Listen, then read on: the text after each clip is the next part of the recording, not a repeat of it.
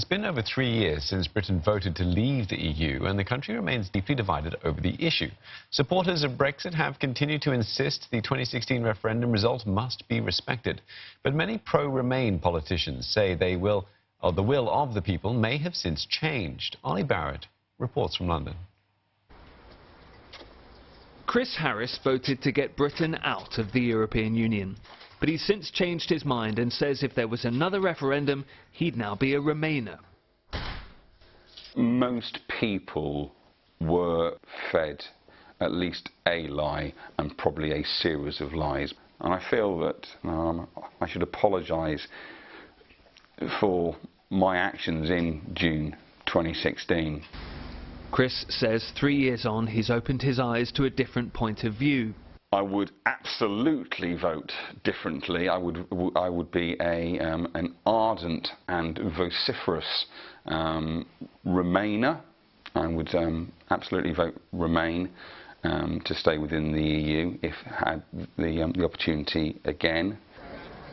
And polling suggests he's not alone. An aggregation of latest surveys finds Remain now has a lead over Leave, 55 to 45%. I think we know more now about the difficulty of the UK leaving the EU. Back in 2016, those campaigning for Brexit were very clear it would be easy, trade deals would be easy, everything would be easy. We now know nothing's easy, and now people are having second thoughts, at least some are having second thoughts, based on greater knowledge now than in 2016. Stuart Holmes isn't having that.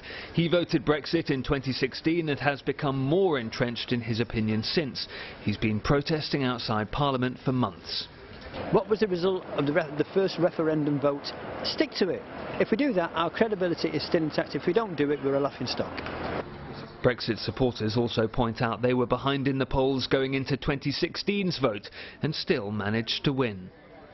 Prime Minister Boris Johnson says he wants to get Brexit done so he can reunite the country once it's out of the EU.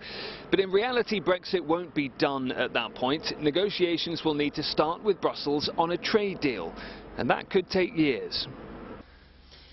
So Chris has plenty more reading to catch up on, and Britain is likely to remain divided over Brexit for some time yet. Ollie Barrett, CNA, London.